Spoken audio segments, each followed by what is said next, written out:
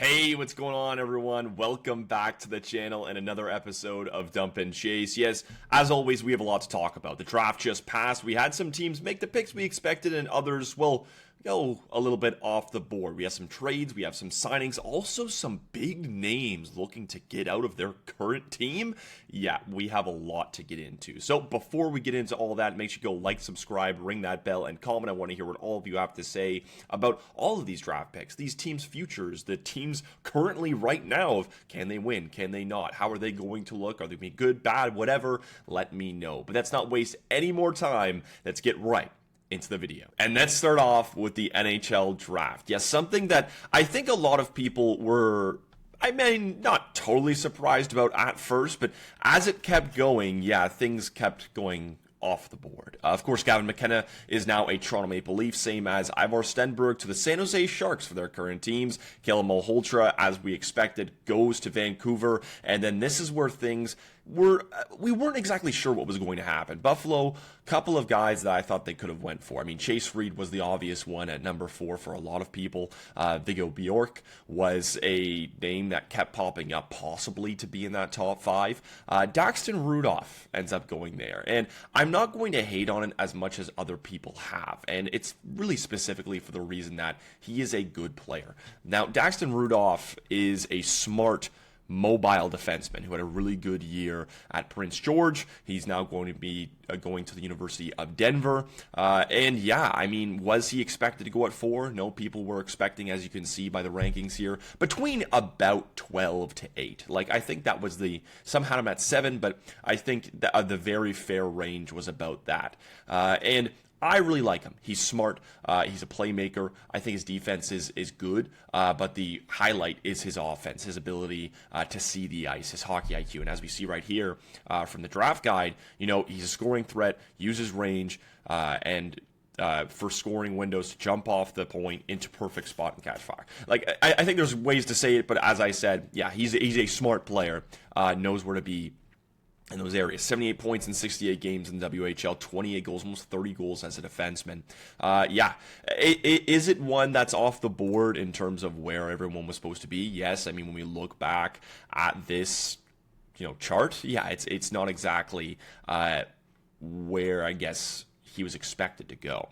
And then, we see Albert Smits at 5. He goes to the New York Rangers. Carson Karls, not too surprising there at number 6, to be honest, to Calgary. I thought he was a perfect fit there. Seattle lucks out very hard and gets Chase Reid, a defenseman for the future. I think that in the past drafts, really, the Seattle Kraken have got very lucky where they've gotten some of those guys. Viggo Bjork goes to Winnipeg. That's a great pickup for them.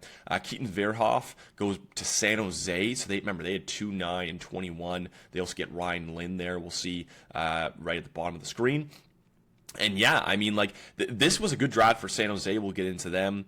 Wyatt Cullen, I thought he was just going to go right outside the top 10, but again, am I too surprised that he's right at number 10? No. That's a good pickup from Nashville. Tynan Lawrence, he's such a wild card. I'd really like to see him take that next step, hopefully, at BU. His scoring really did take a tumble once he came over the NCAA. Alexander Command is an interesting one. Really big, interesting face where it was similar to a Brady Martin in his draft, where he just shot up because of his size, because of what he can do, and it is definitely a gamble by the New Jersey Devils when I don't think they should be doing that, to be honest. Malt Gustafsson, I don't hate the pick for the Islanders. He's a smart player. Oscar Hemming, same thing for Columbus. Nikita Kleptov, they traded for him. That was, I believe that was the McTavish trade to get that first. Really good. He had like 97 points in 60-ish games in the OHL. Yeah, like looking at a lot of these, some of them didn't really surprise me. Where like Ryan Lynn going at 21 was really surprising. Ethan Belchetz, that's a great pickup for Utah at 17. And then after that, I mean, Novotny at 24 for Vancouver was also a really interesting one. He went a lot lower than I was expecting. Gleb, if you know the meme from how they were asking him to pronounce his last name. I'm still not exactly sure how to say it, so I don't want to butcher it. But Montreal, that's a good pickup for them. And yeah, I mean, Outside of that, we'll talk about Chicago as well, getting Xavier Villeneuve and Ryan Rubrick in the second round. That's really, really good value for them, to be honest. Even if it's like an early second round, a lot of people weren't exactly sure where those guys were going to go. Like, remember, like, for a decent amount of time, Rubrick was a top 10 talent, and Villeneuve, for some people, I think that his game can be hit and miss sometimes. Getting him, if he hits at that point, that's a pretty good value pick. Jackson Cover at 32. He is a very interesting story. I mean, this guy was at the Cayman Islands. He was rollerblade hockey till he was like 12 or 13. That's an insane story by him. Really hope he does well. Excited to talk to him when I get a chance. That'll be really, really fun.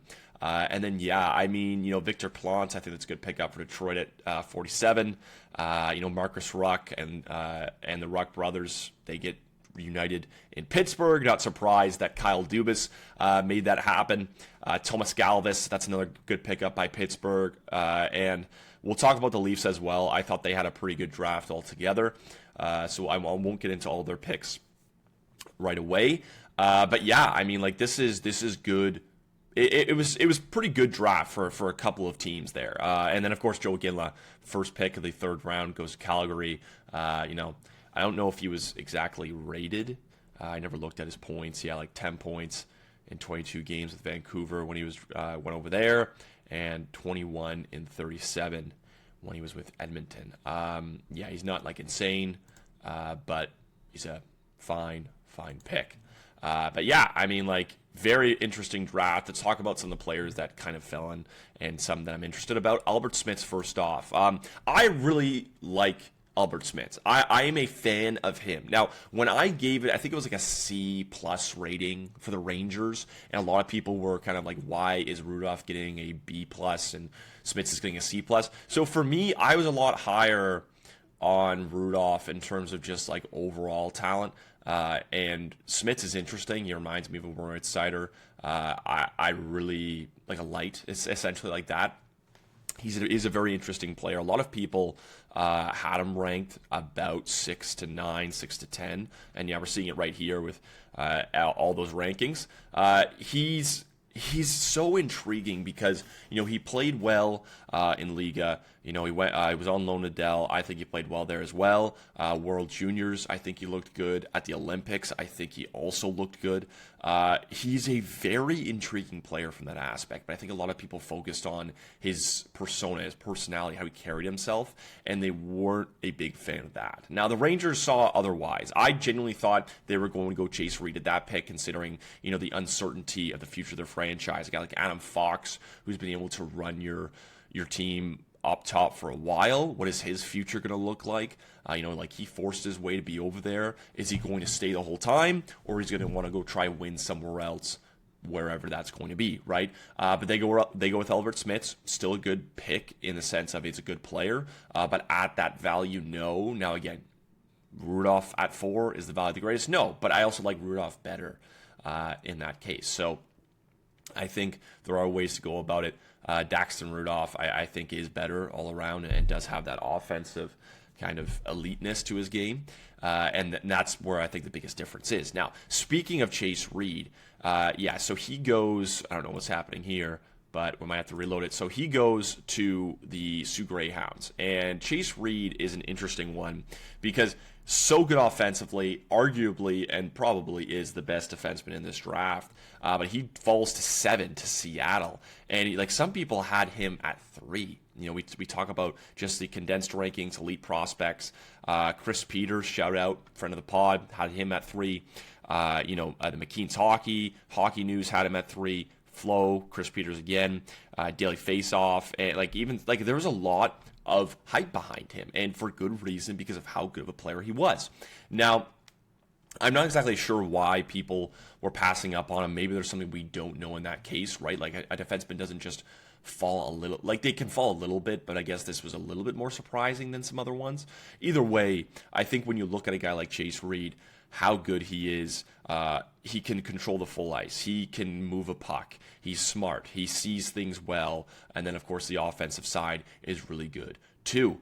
And Seattle is going to get a really good player. Like, this is great pickup for them value-wise, considering that the lowest of all of these rankings had him, or I guess 8, but I was good. Like mostly it's just about lowest at 6. So this was really surprising. 48 points in 45 games with the Sioux Greyhounds. Maybe it was, you know what, I will say, maybe it was one of those things where teams saw him, and it was more over like mostly like the halfway point. It was before that, but not really at the start of the season did people see him as this top 3, top 4 talent, right? We were talking about Gavin McKenna. We were talking about Ivar Stenberg.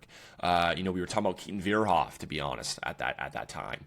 And there was a couple of other names that would kind of make their way in there. And he really, really shot himself up with how he played there, and just looked really, really good. But maybe it was one of those things where teams saw him as not a late riser, but more of someone who just kind of burst on the scene, and maybe it's like he played well this season, but what is he going to look like next year? This guy looks more of a safe pick. And maybe that's what the Buffaloes and the Rangers of the world were seeing, and they said, we saw Smits play so well against men at the Olympics, and what he does in Europe, and he played so well even against his own age group, especially on not like insanely good nations. And then, of course, Daxon Rodolph, it was like, but like he's so dynamic, and there's ways to look at it, what people like and dislike, right? So Chase Reid is an interesting one. I love this for Seattle. The fact that he dropped in their lap is insane. But there's a lot of guys who have kind of dropped their lap. I think Jake O'Brien was one. I think I had him ranked. I think I had him going to Boston. To be honest, last season. And he drops right in their lap again. So their future, if they do it well enough, I think there is some thought of what that could be or how that could work for them, because they just don't necessarily develop well. They really don't at all. So we'll see how that one goes with Chase Reid. I hope they don't ruin him. And then, probably one of the more better value picks of this draft is Ethan Belchetz from Windsor, who's now committed to Michigan State. He goes to 17. I had him ranked, I think, 12. I think it was something like that. Something around there. And no one was expecting him to go that far. Dauber had him ranked at 20. Most of these are 12, 13, 14, as high as 9. He's interesting. Ethan Belchetz really did. This was another name who was pretty high at the start of the year, right? Power forward who can score, mix it up, and he's just. This is still another guy who sees the ice pretty well as well. I wouldn't say to an elite measure in his case compared to some of these defensemen, but is smart for the type of player he is. 6'5", 229. He's an absolute truck. 59 points in 57 games. He wasn't, I guess, what people were hoping him to be in his draft year, right? Like you see 38 and 56, you say, okay, this could be the very highly touted pick that Windsor put themselves on, see how it's going to go. It just wasn't that. You didn't get that from them. And I guess this is granted that Windsor should have been better than what they were, but then also they didn't, some guys just, there was a lot working maybe against his favor in this case, but again, you still have to step up, you still have to be better. I thought he could have been better, but he's a very intriguing player. Especially at 17, you can't pass up at. If he can score, if he can lay a body, and eventually, I think this guy, I had him as a top 6 power forward, like high-end power forward. And if he gets to that, that's such a great steal for Utah at 17. There's not really much more to say about Belchetz in his game. I mean, he can play make, he's physical, he works hard in the corner, and he'll retrieve pucks. And I think that's what you can hope for from a power forward. And I think that's what you're hoping if you are the Mammoth at that pick. So really good value for the most part. I think everyone would agree with that. And let's go to the teams that I thought did pretty well in this draft. First is San Jose. As we mentioned, Ivar Stenberg, Keaton Vierhoff, and Ryan Lynn in the first round is pretty dang good. Their late round picks were fine. Brady Noling, Jake Gustafson, Alexander Karmanov. I hope I'm saying that right. Very big. I think he's 7'1". He's on North Bay. He's not Like, he's not this insane player, to be honest. Like, he's 7'1", 280, had 7 points in 15 games in the Goj, and then made his way to the OHL, 2 points in 20 games. 29 pims. He's an interesting player. It's a project kind of pick in the 7th round. I mean, why not? Right? He's a defenseman. Why not? Right? See what you have. If you can work on his skating, if you can be mobile, a big mobile defenseman, I think that's so interesting from the San Jose Sharks perspective. Easily had one of the better drafts just because of those 3 picks. Being able to get a Keaton Verhoff at 9 and then a Ryan Lynn at 21 is just such good value. Moving on to the Toronto Maple Leafs, they're another team I thought did pretty well. You know, outside of the Gavin McKenna pick, obviously, like it's going to be a home run either way when you pick first overall. But then you have Alexander Bilecki. I think he's very interesting, a defenseman who can move a puck. Ethan McKenzie, he really did rise on a lot of people's draft boards. I didn't think he was bad at the World Juniors. Again, another puck mover, smart. Zach Olsen from Saskatoon. Excuse me. He's another interesting pick. Again, not a insanely productive forward. And there's one thing that you'll keep in mind. I was telling a lot of people this when we look at the Leafs draft. You know, Mans Gudmundsson, Juuso Astaso, right? Like, a lot of these guys, when you look at what they can do, they're not going to be these home run players who have this swing upside of possibly this top 6 player in these late rounds. That's so hard to do. But these defensemen that they got, these puck movers, smart, calm, who are competitive, they could be those bottom 6 guys. They could be those bottom pairing guys who can help you contribute when you need cheap contracts and can play in the NHL. All of those guys have that upside. A lot of them average kind of skills for the most part, maybe in some aspects above average, maybe a little bit below average. But again, they have the fight, the want, they have the skills really to get to that level. And I think that's what's so exciting. Now, I was honestly thought that they were going to maybe draft some other guys like a Thomas Galvis. I was actually hoping for that for the Maple Leafs, to be honest. Pittsburgh, of course, Kyle Dubas is going to take a swing on that year +2. Draft year +2. So, yeah, I really did like Toronto's. Vancouver's also really interesting.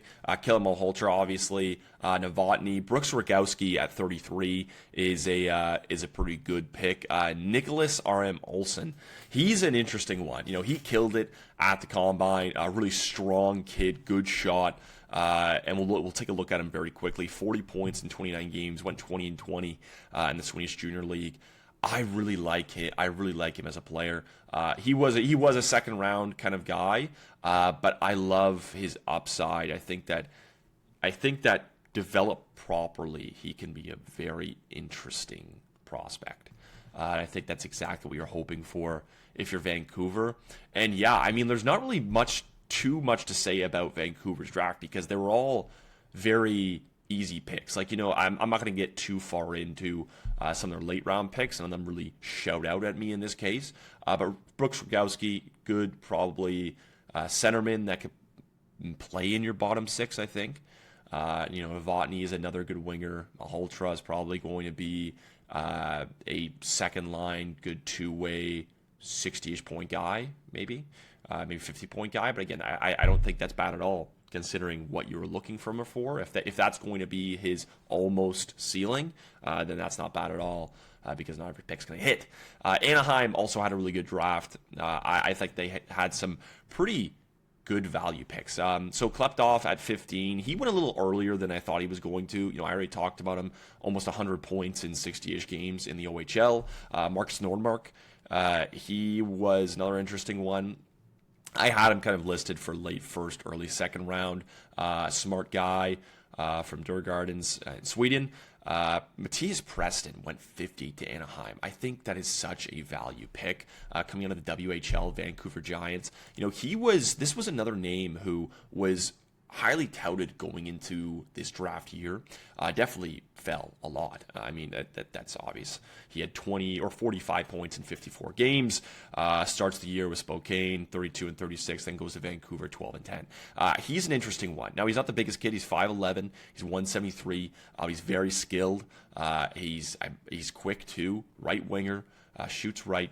I love that pick from Anaheim. I think it's just a good bet. And speaking of good bets, the Chicago Blackhawks, outside of that Bowen Byram trade, which I think a lot of people didn't like. I'm not going to explain that too much. We might get into it on the trade side. We get there, which is coming up next. Xavier Villeneuve, Ryan Rubrick. I talked about it very quickly. We'll go into a little bit more here. Very interesting picks. Back-to-back ones they trade to go and get one of these during that time. Ryan Rubrick is. I don't like to rip hardly on players all the time, but this was a tough one considering how high he was supposed to be. You talk about last year, 87 points in 64 games. You're expecting this kid to pop off for possibly 95, probably over 100 in this case, just because how good he is. Ends up going 58 and 49. Wasn't as dangerous as I think a lot of people were expecting him to be, especially because he was ranked so high to start. Like, I remember doing my way too early 2026 summer draft ranking, and I think he was top 5, to be honest. And it just was very odd how much he fell. And it makes sense, right? Didn't look that good, didn't show as much. He just didn't shine, I think, as much as people were expecting. And then Xavier Villeneuve, he goes a pick before him at 34 in the second round. Like I said, very high swing defenseman. If he hits, very good offensively. Still a lot of questions about his defensive capabilities and what he can do. If it doesn't hit, it's maybe a bottom pairing guy. That's the biggest thing. Like, you could be looking. I'm trying to think of what guys could be a good kind of comparison to him, just off the top of my head, and maybe like a Victor Mete, like that's maybe what it could look like for him. Same kind of build in that case. 38 and 37 last year. He had 62 and 61. Again, good offensively. Can be that guy. Is he going to develop into that? It's a swing. We'll see. But I like the value pick. And we'll see how it goes. Now, there are a couple trades I want to get into in this case. Which ones? Let's go through them right now. So as we scroll down here, obviously there are going to be some big ones, and I'll go over it quickly because there are a lot to get into here. John Carlson, his rights were acquired by the Carolina Hurricanes. This is interesting. It does kind of put the writing on the wall for a guy like Alexander Nikishin and what's going to happen with him. A lot of people have talked about maybe it's a Connor Hellebuck deal. The rumor is that it's a first and Nikishin plus going to Winnipeg, and they're trying to figure out what that could be. But of course, nothing has been agreed upon. Nothing is close. All that fun stuff. John Carlson, really offensive. You're probably going to be looking at like a 2-year, $10 million deal. That's genuinely what it's probably going to be. They get him for a prospect in a 6th. Good value. Boston, they made a couple of trades. One of them was Fabien Lysell for Ivan. I think this is interesting. I hope that Colorado gives Lysell a chance. Again, he hasn't really done himself any favors in this case, but I hope that one works out for the both of them. They also do a Peterka one, which we'll get into hopefully as we go down this list. But yeah, there were a lot of trades during the draft, and ones that are kind of more notable than others. Toronto trades Brandon Carlo to St. Louis for 2/3. That's where they end up doing some of those prospects that I talked about. Brandon Carlo was interesting. I talked about it on my story. I think he got a lot of flack unneeded in this case, and that was because of what he went for. I mean, he goes for Fraser Minton, a first, which ended up being Gavin McKenna pick, but then, of course, transfers down the line. I think he got too much flack for what happened. It is what it is. I don't mind. I didn't really mind Carlo, especially at his cap. That's how it goes. So, Brandon Carlo is now a member of the St. Louis Blues. And yeah, I mean, there's a couple of more here that we'll talk about quickly. Mason McTavish, he goes for 2 firsts. This is interesting for St. Louis. Again, another one that I'll talk about in my story, same as Pavel Dorofeyev, is that McTavish is a guy who just felt like he needed a fresh start. Like, even before he got this extension in Anaheim, like, it was already tough sledding. And we already know how hard of a dealer the Anaheim Ducks management is when it comes to Pat Verbeek and company, and Mason McTavish trying to get his $7 million deal over 6 years at the time. He ends up getting it. Doesn't look exactly impactful, but he's 23 years old. He's a centerman, something that the St. Louis Blues needed on the second line, behind a guy like a Robert Thomas. So if you can surround him just with playmakers, guys who can kind of make him look good. It's just putting powder on a face, see what happens. I like that. Anaheim, they get 2 firsts for it. They end up selecting Kleptov there. They also get Colorado's first. I thought it was a very fair deal. I think everything considered, that's just good value. Dorofeyev also goes for 2 firsts, one being the Dallas pick in 26, which Vegas used to select Urho Pipparainen, and a third, and then a 2028 first, the Rangers. Dorofeyev is interesting. I mean, Vegas was never going to be able to pay him $11 million over 7 years, nor do I think they would have anyway. And I know that's kind of like crazy. Like, of course they would. Well, maybe they wouldn't. Like, he was a good player. I actually really liked how he's kind of developed in the Vegas system. He's going to go to New York. There's not going to be as many options around him to kind of succeed as it was in Vegas, obviously. I think the more interesting aspect of this is where Vegas is going to go from here. I think they're bottom 10 in terms of cap space in the NHL right now, going into this NHL free agency in a couple of days. What is that going to look like, right? So I think that's one thing to keep an eye on. Pavel Dorofeyev, I mean, good player, gets $11 million. Is that a lot? Yeah, it's a decent chunk of change, but again, we were expecting that type of deal. And for the New York Rangers to do this, it is a little odd. I know you kind of want to get back to that. You're trying to replace the scoring that you lost with a guy in Artemi Panarin, and we'll see what happens with an individual like a Vincent Trocheck. Like, a move like this makes me think that's not going to happen. But then again, like, if you get an absolute overpay, we'll see how this one goes. JJ Peterka, he goes to the Boston Bruins for 2 firsts, a 26. Which obviously Utah ended up using, and then a 28 future, which has some conditions on it. I mean, Peterka, I don't know. I mean, I'm not a massive fan of Peterka. Like, he's fine. Like, he's didn't have an insanely good year this past year, but years before, like, you saw him trending up, had 50, then 68. He can definitely be like a 60, 70, 75 point player, and be a scorer, be a playmaker, more of a playmaker. But 2 firsts for him, I think that's good value for Utah. But when we look at, really what it means for Utah, I wonder about a guy in Jason Robertson for them. I don't know. It just makes me wonder. I don't think they do that. I think they have other guys to pay. But, it just didn't work out. I assume they'll probably just use that at cap space to go and get things done in the free agent market, because obviously it didn't work out there. Burakovsky to Ottawa. I like that bet last year. He's going to be a UFA, so they're going to pay him. I think he's going to be a good third-line scorer. I think, considering how he looked to start in Chicago, I think nobody remembers. It was something like he had 10 points in, 6 games. And then he got hurt, came back, was not the same player. He just wasn't.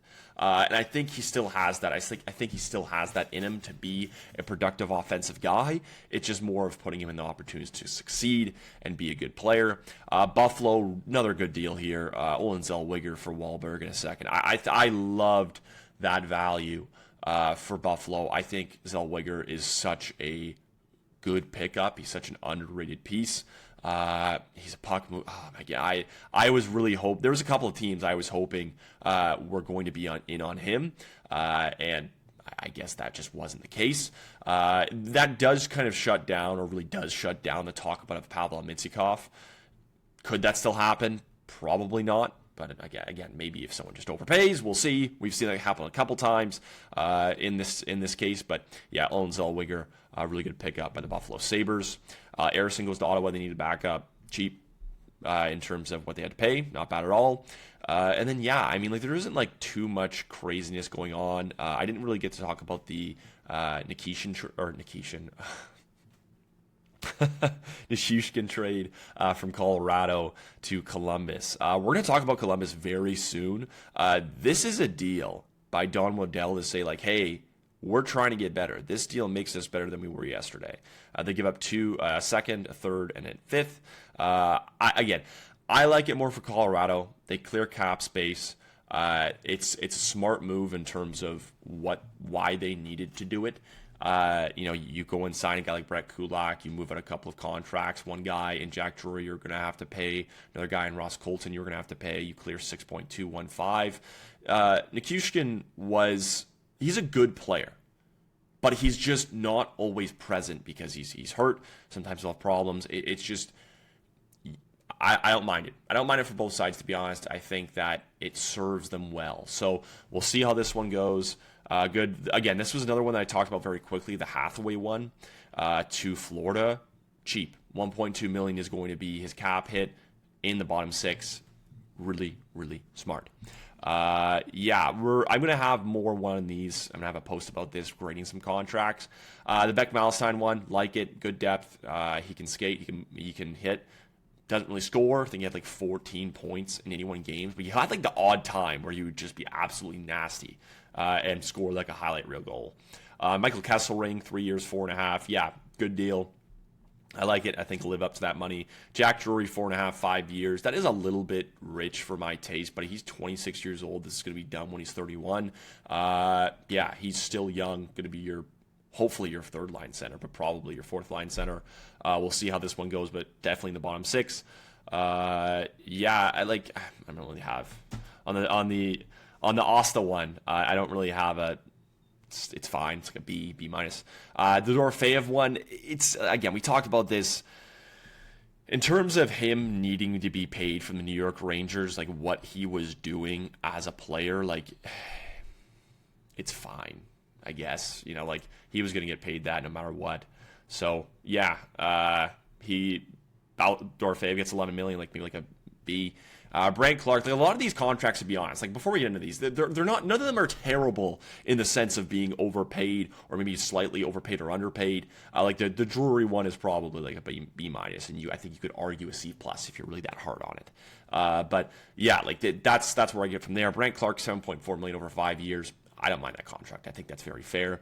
You're going to have to pay him. They've already said that they're not going to re-sign Drew Doughty. However, I think we should have seen this coming of where he was going to take over. Probably should have a while ago. Probably should have given more minutes. It is what it is. The Kulak one, he was going to get that deal.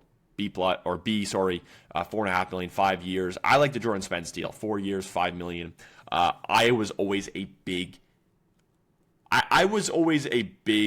fan of his game, especially going back to LA before they traded for him. It was the third. Good deal. Smart by the Ottawa Senators to keep him around. And then, last one we'll talk about is Tony DeAngelo, 2 years, $4.5 million. Offensively, he was pretty good. I think he was a good driver for that power play too. We'll go into him a little bit more here. 35 points in 76 games. Offensively was pretty good, right? Defensively, that's just not his game. It's fine. It's fine. And the last thing we'll get into here, and I talked about this, was the Columbus Blue Jackets. You bring in Valeri Nichushkin. This is like, it's not a panic move, but it's a semi-panic move, right? Like you bring him in here, you say, we're trying to get better. Our team is now better than what we looked before. I think Elliot Friedman said it pretty well in his last pod, not the one that was just released as I do this Monday morning, but the one on Friday. He just talked about it. It just said, like, Don Waddell here is looking at this and saying, hey, Werenski and now Marchenko, we're trying to get better, right? Here's a move. Look what we just did. And to lose Werenski would be tough. Now, they said they were going to talk after the draft. It is now after the draft. I don't know when that's going to be. Maybe it's post-free agency, to be honest, to see who they can kind of pick up and use their cap for. I think they actually might be top 10 in cap space right now. I'd have to check that. But yeah, losing Zach Werenski would be tough. This guy was playing tons of ice time. Like it was average 25 minutes 24 minutes average, 26 this past season, almost 27 minutes a night. He's an absolute driver, 81 points in 75 games. I talked about it when we were debating the Norse on the finalists. He was a guy who just felt like if he's going to be in the conversation, it's because of how hard he carries his team no matter what. Exactly what he did. Now, that's not going to be the case for every, trophy, and we saw that with some of them.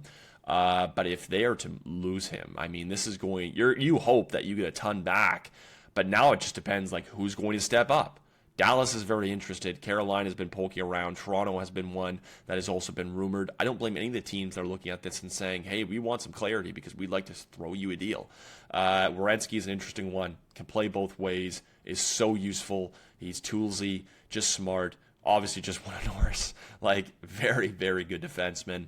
And then there is Kirill Marchenko. And, I mean, if it wasn't already getting worse in Columbus, it just did. Now, I'm not going to sit here and just kind of really rip on the Jackets. I'll only say this, is that I was never a massive fan of how they were doing things. It never felt like things were progressing great.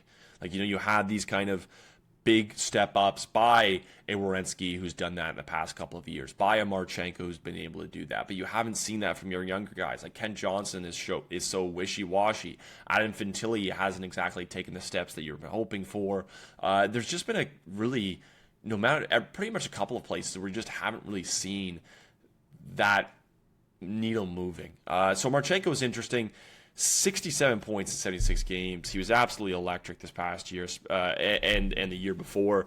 Wasn't as good, obviously, but in terms of points, but still a really impactful player. He's going to probably give you, depending on where he goes, 18 to 20 minutes, maybe a little bit less, of 17 to 20 minutes a game. Can score goals, but also can make plays. He goes into corners. He's not a guy who will just kind of swing around. He's not that type of skill. He has that type of skill, but he also plays in different ways, which is what I really like about Marchenko and what a lot of other teams like about him as well. And if you're the Columbus Blue Jackets and you're looking at your lineup, you're saying, man, we do have something here, right? You're not a bad team, but you're hoping that just what can we do this upcoming season? They don't have to trade these guys. You don't have to trade people. You don't have to, right? So if you keep guys like Werenski and you keep guys like Marchenko, then I think there is something here. I mean, Adam Fantilli, Sean Monahan, Charlie Coyle, the Charlie Coyle signing too. He's staying around. He was so good. When Rick Bowness came in, what did Charlie Coyle have? He finished with what? It was what was his point total? Now that I'm looking at it, it was, where is it right here? It's 58 points. I thought it was something like that. So good in terms of what he can provide, especially at that age. Am I a massive fan of the contract extension he got in terms of the term in that case? No. But this is a guy who you sign to keep people happy. There's another guy that you go trade for in Valeri Nichushkin that you get because you want to keep people happy. And I guess that's just not what's going to happen. I don't know. Does that trade still impact how Werenski's going to feel for this year specifically? I don't know. On here, Mathieu Olivier, very good. Connor Garland, good complement pieces that we see here. But the consistency is a major factor for Columbus a lot of the time, for a lot of these players. They still have those young pieces, and a Jet Greaves, who I thought played pretty well. You still have those young pieces you're waiting to step up. Essentially, one guy in Denton Matejchuk. What is he going to look like? Are we going to see some consistency from a Kent Johnson? Are we going to see someone step up like Cole Sillinger? That was a guy who I thought honestly should have been traded 2 years ago for a better opportunity. He wasn't. There are Dmitry Voronkov. I want to see if he would get another opportunity somewhere else. But yeah, Columbus is in a pretty difficult spot. We'll see how this one goes, but there's two more names that are asking out of their current situation, possibly. I think Marchenko's more confirmed than Werenski, obviously. But, you play on it. Right, so, but that's the last thing I want to talk about here. If you have not already, make sure you go like, subscribe, ring that bell, and comment. I want to hear what all of you have to say about what I just talked about, the draft, some of these teams, their trades, their signings, who reached, who didn't, or the Columbus Blue Jackets, are they kind of screwed? Well, we'll have to see. Let me know what you think about all of it. But of course, until next time, my name is Zach Stain, and we'll be talking soon.